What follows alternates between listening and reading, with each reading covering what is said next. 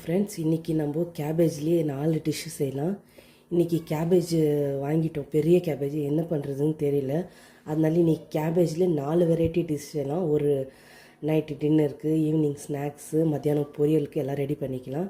அதை நம்ம எப்படி செய்கிறதுன்னு வாங்க பார்க்கலாம். ஃபஸ்ட்டு நம்ம பொரியலுக்கு ரெடி பண்ணிக்கலாம். அதுக்கு எண்ணெயை ஊற்றிக்கலாம். ஃபஸ்ட்டு ஒரு பேன் வச்சுட்டு அதில் கொஞ்சம் எண்ணெய் ஊற்றிக்கலாம்.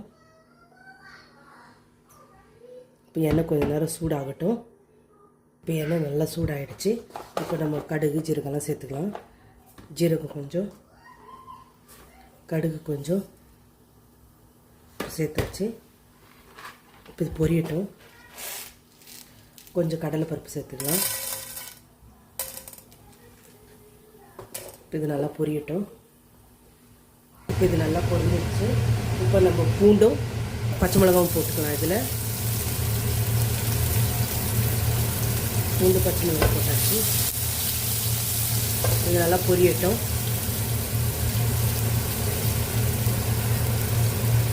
கொஞ்சம் கருவேப்பிலை போட்டுக்கலாம்.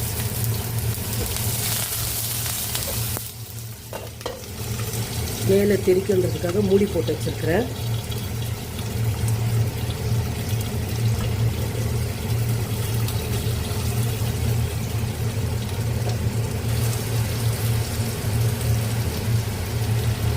இப்போ இது பொரிஞ்சிச்சு. கட் பண்ணி வச்ச வெங்காயம் போட்டுடலாம்.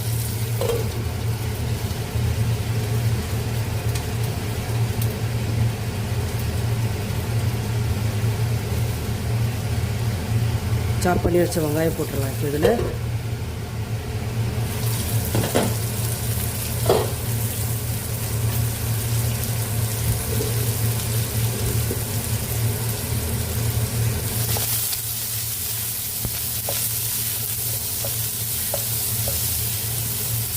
இதில் கொஞ்சமாக உப்பு சேர்த்துக்கலாம்.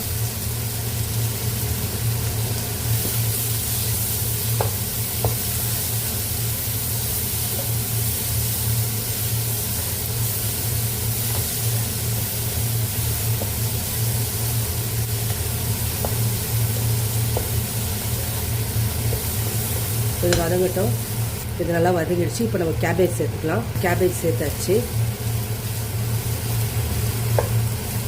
இது நல்லா வதங்கட்டும் கொஞ்ச நேரம்.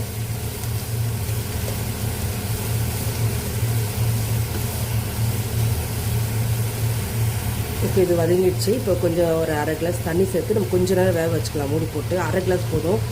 ரொம்ப வந்து நசன்னு ஆகிடும். கொஞ்சம் இல்லை தண்ணி போட்டால் அந்த சாஃப்ட் இருக்கும். இல்லை இதுலேயே எண்ணெயிலே வதக்குனா நல்லா மொறுன்னு ஆகிடும். இப்போ மூடி போட்டு வச்சுக்கலாம். ஒரு 20 நிமிஷம் வேகட்டும். வெங்காயம் நல்லா வதங்கிடுச்சு. இப்போ இந்த ஸ்டேஜில் நம்ம கொஞ்சம் 1/4 டீஸ்பூன் மஞ்சள் தூள் சேர்த்துக்கலாம். ஏன்னா முதல்ல சேர்த்தா கொஞ்சம் கலர் மாறின மாதிரி ஆகிடும். அதனால் இப்போ சேர்த்துக்கலாம் நம்ம மஞ்சள் தூள்.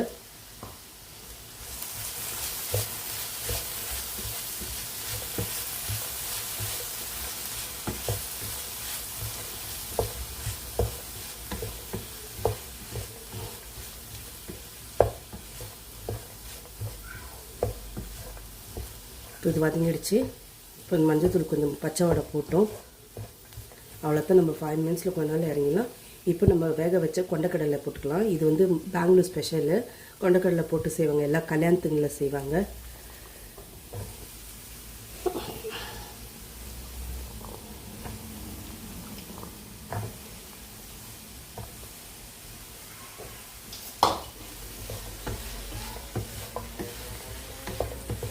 அவ்வளோதான். இப்போ இது வதங்கினா நம்ம தேங்காய் பூ போட்டு இறக்கிடலாம். இப்போ தேங்காய் துருவல் போட்டுக்கலாம். நான் ஃப்ரிட்ஜில் வச்சுட்டு தேங்காய் துருவி நைட்டு, அதனால் தேங்காய் துருவல் போட்டுக்கலாம். இப்போ இது கொஞ்ச நேரம் இதுவாகட்டும். தேங்காய் ஃப்ரிட்ஜில் வச்சனால ஐஸாக இருக்கும். இதை வச்சு மூடியாச்சு. போட்டாச்சு. தேங்காய் பூ தேங்காய் துருவல் போட்டு நம்ம சுவையான கேபேஜ் பொரியல் ரெடி ஆகிடுச்சு. செம வாசனையாக இருக்கும். ரொம்ப டேஸ்டியாக இருக்கும். இது வந்து எங்கள் ஊரில் பெங்களூரில் வந்து கல்யாணத்துக்கு எல்லாம் சூப்பராக செய்வாங்க. இந்த கொண்டக்கடலை வந்து நல்லா சாஃப்டாக வெந்துருந்துச்சுன்னா அவ்வளோ டேஸ்டியாக இருக்கும் சாப்பிட்றதுக்கு. ட்ரை பண்ணி பாருங்கள். இது நம்ம ஃபஸ்ட்டு டிஷ் ரெடி ஆகிடுச்சு, கேபேஜ் பொரியல்.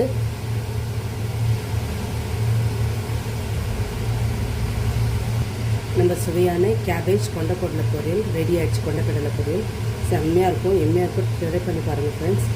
கொண்டக்கடலை கேபேஜ் பொரியல் ரெடி ஆகிடுச்சு. ட்ரை பண்ணி பாருங்கள் ஃப்ரெண்ட்ஸ், டேஸ்டியாக இருக்கும். நீங்களே ட்ரை பண்ணி பார்த்துட்டு சொல்லுங்கள், அவ்வளோ டேஸ்ட்டாக இருக்கும். உருண்டை செய்கிறதுக்கு நம்ம வந்து கொஞ்சம் சின்னதாக அரைஞ்சி வச்ச வெங்காயம் போட்டுக்கலாம். வெங்காயமும் பச்சை மிளகாயும் கட் பண்ணி வச்சுருக்கிறேன், சாப் பண்ணி வச்சுருக்கிறேன். ஏன்னா பொடிசாக கட் பண்ணால் தான் இந்த ரவுண்ட் நல்லா வரும். அதனால் நான் சின்னதாக கட் பண்ணி வச்சுருக்கிறேன். இப்போது பச்சை மிளகாவும் வெங்காயமும் இப்போ இது போட்டாச்சு. நம்ம சாப் பண்ணி போட்டாச்சு. இப்போ கொஞ்சம் தேங்காய் போட்டுக்கலாம். தேங்காய் பவுட்ரு, ஏன்னா நல்லாயிருக்கும் க்ரன்ச்சியாக சாப்பிடும் போது. தேங்காய் பவுடர் போட்டாச்சு.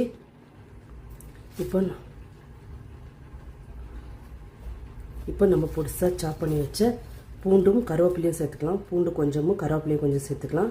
நம்ம இந்த சாப்பரில் வந்து சாப் பண்ணி வச்சுருக்கிறேன் பூண்டு கருவேப்பிலையும் சேர்த்துக்கலாம். ஒரு 2 டீஸ்பூன் சேர்த்துக்கலாம். இப்போ வந்து நம்ம வந்துட்டு பொடிசாக சாப் பண்ணி வச்ச கேபேஜ் சேர்த்துக்கலாம். கேபேஜ் வந்து சாப்பரில் சாப் பண்ண நல்லா பொடிசாக வரும், அதில் சாப் பண்ணி வச்சுருக்கலாம்.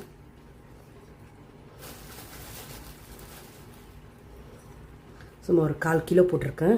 ஏன்னா நம்ம 1 கிலோ கேபேஜ் வாங்கணும், அதில் ஒரு 1/4 கிலோ பொரியல் செஞ்சாச்சு. இப்போ ஒரு 1/2 கிலோ வந்துட்டு இதில் வந்துட்டு போட்டுறேன். நான் ஒரு 1/2 கிலோ போட்டுறேன். போட்டு நம்ம 4 டிஷ்ஷு செய்ய போகிறோம், அதனால் இது தேவைப்படும் 1/2 கிலோ. இப்போ இது போட்டாச்சு. இப்போ நம்ம வந்துட்டு வேறு ஐட்டம் சேர்க்கலாம். இப்போ நம்ம ஏற்கனவே மிளகாப்பொடி போட்டதுனால நம்ம மிளகாத்தூடி தேவைப்படாது, கம்மியாக தான் தேவைப்படும். 1/4 டீஸ்பூன் மஞ்சள்தூள் சேர்த்துக்கலாம். மிளகாத்தூள் வந்து 1/4 டீஸ்பூன் சேர்த்துக்கலாம். ஏன்னா நம்ம பச்சை மிளகா சேர்த்துக்கிறதுனால கொஞ்சம் காரம் கம்மி பண்ணிக்கலாம். ஏன்னா குழம்புலலாம் சேர்க்கும் போது ஜாஸ்தியாகும். 1/2 டீஸ்பூன் போதும். தனியா தூள் ஒரு 2 டீஸ்பூன் சேர்த்துக்கலாம். தனியாத்தூள், ஜீரகத்தூள் ஒரு 2 டீஸ்பூன் சேர்த்துக்கலாம். இப்போ 2 ஸ்பூன் வந்து அரிசி மாவு சேர்த்துக்கலாம். நம்ம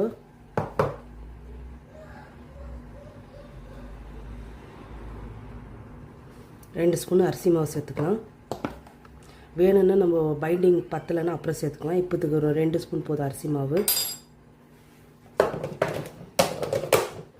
2 ஸ்பூன் கடலை மாவு சேர்த்துக்கலாம்.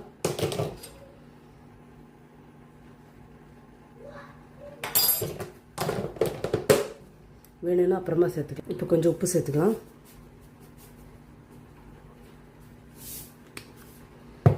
கொஞ்சம் பெருங்காயம் சேர்த்துக்கலாம்.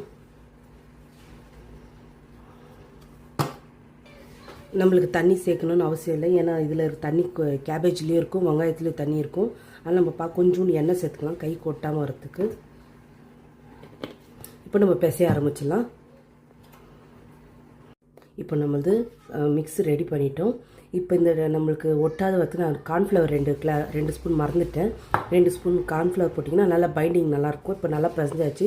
உப்பெல்லாம் கூட செக் பண்ணிட்டு கரெக்டாக இருக்குது. இப்போ நம்ம உருண்டை பிடிச்சிக்கலாம்.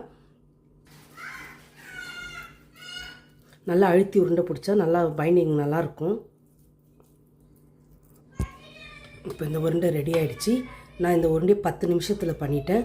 எல்லாம் நைட்டு நம்ம டிவி பார்க்கும் போதோ இல்லை காய்கறி நம்ம அரைஞ்சி வச்சுக்கணும்னா இதெல்லாம் நம்ம காலையில் எழுந்திரிச்சு ரெடி பண்ணுறதுக்கு ஒரு டைம் கொஞ்சம் கம்மியாக தான் பிடிக்கும். இப்போ நான் வீடியோ எடுக்கிறதுனால எனக்கு கட் பண்ணி எடுக்கிறது தான் கஷ்டமாக இருக்கும், கொஞ்சம் இதுவாக இருக்கும்.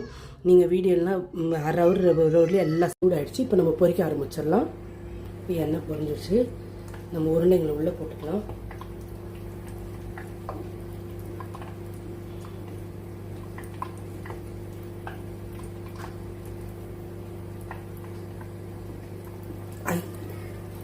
இப்போ எல்லா உருண்டையும் போட்டாச்சு. கொஞ்சம் உருண்டை பொரியுது. இப்போது இது எவ்வளோ நைஸாக கொஞ்சம் பொடிசாக பண்ணுறீங்களோ அவ்வளோத்துக்கு எவ்வளோ நல்லா வரும், பைண்டிங்லேருந்து வெளியே வராது.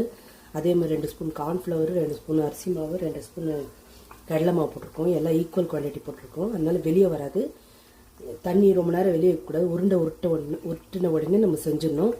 ஏன்னா தண்ணி வெளியே வச்சா தண்ணி விட ஆரம்பிச்சிடும். நல்லா பொரிஞ்சு நிற்குது. ஏன்னா மீடியம் சிம்மில் அதை கொஞ்சம் ஜோராக தான் வச்சுருக்கேன். ரொம்ப ஹை ஃப்ளேமில் வைக்கல, வச்சா கருகிடும். மீடியம் ஃப்ளேமில் வச்சுருக்கிறேன். இப்போ நம்ம சுவையான கேபேஜ் உருண்டை ரெடி ஆகிடுச்சு. இப்போ நம்ம இதை எடுத்து பவுலில் மாற்றிக்கலாம்.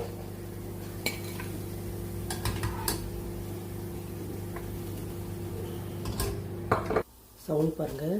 நம்ம கிறிஸ்பியான உருண்டை ரெடி ஆகிடுச்சு. மேலே கிறிஸ்பியாக இருக்கும், உள்ளே சாஃப்டாக இருக்கும்.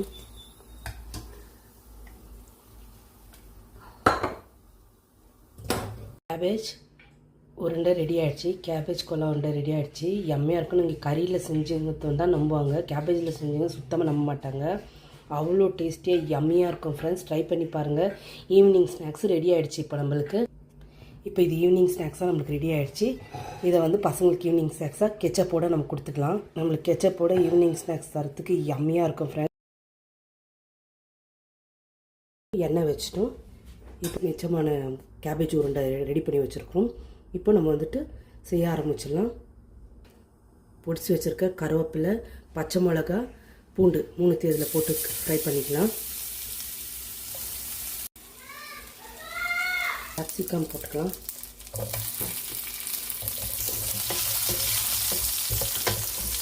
கேப்சிகம் வதங்கட்டும். இப்போ வெங்காயம் போட்டுக்கலாம். வெங்காயம் நல்லா வதங்கட்டும்.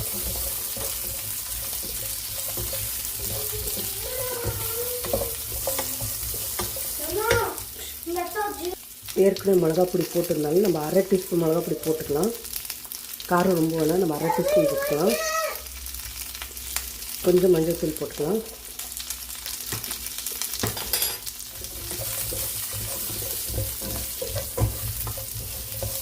எண்ணெயில் நல்லா வதங்கட்டும்.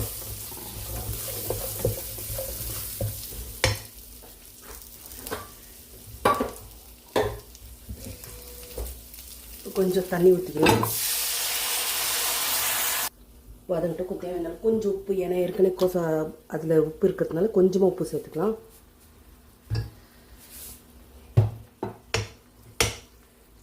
கொஞ்சமாக சோயா சாஸ் சேர்த்துக்கலாம்.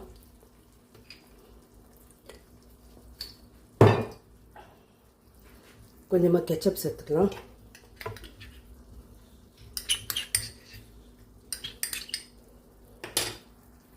அரை கியூப் சர்க்கரை சேர்த்துக்கலாம்.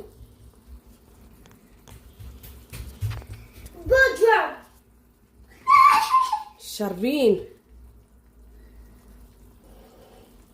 அரை கியூப் சர்க்கரை சேர்த்துக்கலாம். ஒரு ஸ்பூன் வினிகர் சேர்த்துக்கலாம். வினிகர் இல்லைனா லெமன் சேர்த்துக்கலாம். நான் என்கிட்ட வினிகர் இல்லை, நான் லெமன் சேர்த்துக்கிறேன். ஒரு ஸ்பூன் லெமன் சேர்த்துக்கலாம். இப்போது நம்ம ஒரு ஸ்பூன் கார்ன்ஃப்ளவர் மாவு கலந்து வச்சுருக்குறோம் திக்னஸ்க்காக, அது சேர்த்துக்கலாம். இப்போ நல்லா கலந்து விட்டுக்கலாம். இப்போ உப்பு, காரம், ஸ்வீட்டு எல்லாம் நல்லா கரெக்டாக இருக்கான்னு செக் பண்ணிக்கலாம்.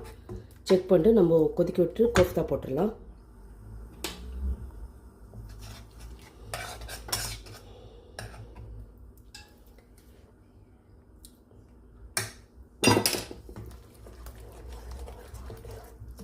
இன்னும் கொஞ்சம் தண்ணி சேர்த்துக்கலாம்.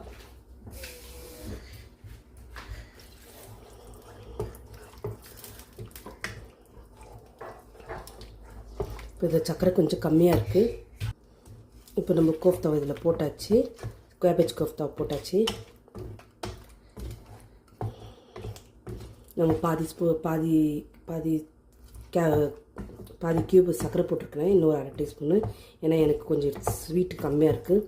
ரொம்ப ஸ்வீட்டாக இருக்கக்கூடாது, கொஞ்சம் ஸ்வீட்டு, மைல்டாக ஸ்வீட் இருக்கணும், புளிப்பு இருக்கணும், காரம் இருக்கணும், உப்பு இருக்கணும். இது 3 மைல்டாக இருந்தால் தான் டேஸ்ட்டு மஞ்சூரியனுக்கு அவ்வளோ யம்மியாக இருக்கும். நீங்கள் காஷ்மீரி மிளகாத்தூள் சேர்த்துக்கிட்டிங்கன்னா இன்னும் நல்லா டேஸ்ட் கலர் கொடுக்கும். நீங்கள் கேபேஜ் வாங்கினா கண்டிப்பாக இதை ட்ரை பண்ணி பாருங்கள். பசங்க ஆனால் உருண்டை சுடும் போது அப்படியே சாப்பிட்ருவாங்க. சுவையானது ரெடி ஆகிட்டு இருக்குது. இன்னும் கொஞ்சம் நேரம் சூடாகிடுச்சுன்னா போதும். நம்ம சுவையான கேபேஜ் மஞ்சூரியன் ரெடி ஆகிடும். யம்மியாக இருக்கும், டேஸ்டியாக இருக்கும். சாப்பிட்டு பாருங்கள். கேபேஜ் வாங்கினா இந்த 4 ட்ரை பண்ணி பார்த்தீங்கன்னா தான் அவ்வளோ டேஸ்ட் தெரியும். நம்ம சுவையான கேபேஜ் மஞ்சூரியன் ரெடி ஆகிடுச்சு. இப்போ நம்ம சர்விங் பவுலில் சர்வ் பண்ணிடலாம். நம்ம சுவையான மஞ்சூரியன் ரெடி ஆகிடுச்சு. செஞ்சு பாருங்கள் ஃப்ரெண்ட்ஸ், யம்மியாக இருக்கும். கேபேஜ் மஞ்சூரியன் சொன்னால் கறி கேபேஜில் செஞ்சுங்கன்னு யாரும் சொல்லவே மாட்டாங்க, கறியில் செஞ்சுங்கன்னு சொல்லுவாங்க. அவ்வளோ டேஸ்ட்டாக ட்ரை பண்ணி பாருங்கள். நன்றி ஃப்ரெண்ட்ஸ். இப்போ நம்ம ஒரே பேன்லேயே கழுவிட்டு அழகாக அதிலே செஞ்சுக்கலாம். நம்ம ரெடி பண்ணிட்டோமே, எல்லாம் ரெடி பண்ணிட்டோம்னா இப்போ நம்ம எண்ணெய் ஊற்றிக்கலாம், பட்டர் சேர்த்துக்கலாம். இப்போ நம்ம பட்டர் சேர்த்தாச்சு. இப்போ நம்ம ஜீரகம் கொஞ்சம் சேர்த்துக்கலாம். ஜீரகம் பொரிஞ்சிச்சு. இப்போ நம்ம சாப் பண்ணி வச்ச கருவேப்பிலை, பூண்டு, இஞ்சி நசுக்கி இதில் போட்டுக்கலாம். நம்ம எதுவும் செப்பரேட்டாக அரைக்கலாம். 4த்துக்கு என்ன யூஸ் பண்ணுமோ அதை யூஸ் பண்ணலாம். 4 டிஷ்க்கும் ஆனால் வெரைட்டியாக பண்ணலாம். அவ்வளோதான், நல்லாயிருக்கும் பார்க்குறதுக்கு. நம்ம இடத்துல ஒரே இது வச்சு மசாலைங்க வச்சு நம்ம இவ்வளோ வெரைட்டி செஞ்சுக்கிறோம் நம்ப மாட்டாங்க. இப்போ இது நல்லா வதங்கிடுச்சு.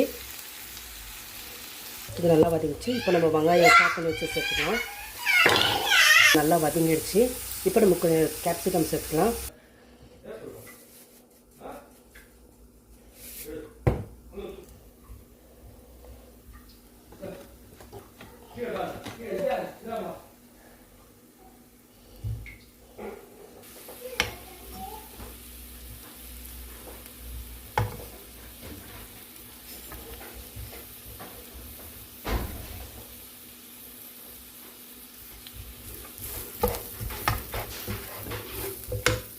சோம்பு, காஜு, ஏலக்காய் அரைச்சிக்கணும் நல்லா. இதை அரைச்சாச்சு. இப்போ இதை ஊற்றிக்கலாம். அதில்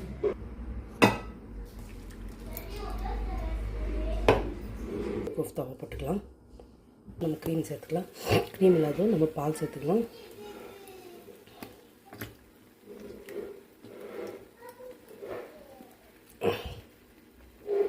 இது க்ரீம், இது ஃபுல் க்ரீம் இல்லை, இது ஆஃப் க்ரீமு.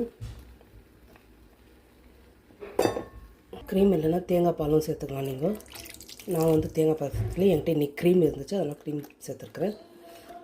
க்ரீம் இல்லாத தேங்காய் பால் சேர்த்துனா டேஸ்டியாக இருக்கும்.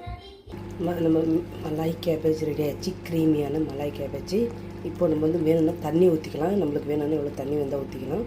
இப்போ எனக்கு இந்த கன்சிஸ்டன்சி போதும் எனக்கு. இது சப்பாத்திக்கு, தோசைக்கு, சாதத்துக்கு எல்லாத்துக்கும் சூப்பராக இருக்கும். காரம் வேணும்னா உங்களுக்கு தகுந்த மாதிரி கூட்டி ஏற்றி இது பண்ணிக்கலாம் காரத்தை. எனக்கு இவ்வளோ காரம் போதும். இப்போ கஸ்தூரி மேத்தி தூவி நம்ம ரெடி பண்ணிக்கலாம். கொஞ்சமாக லெமன் ஜூஸ் ஊற்றிக்கலாம். ஏன்னா கொஞ்சம் நான் தக்காளி சிக்காதுனால் கொஞ்சம் பிளண்ட்டாக இருக்கும். கொஞ்சமாக லெமன் ஜூஸ் சேர்த்துக்கலாம். மலாய் கோஃப்தா ரெடி ஆகிடுச்சு, கேபேஜ் கோஃப்தா ரெடி ஆகிடுச்சு.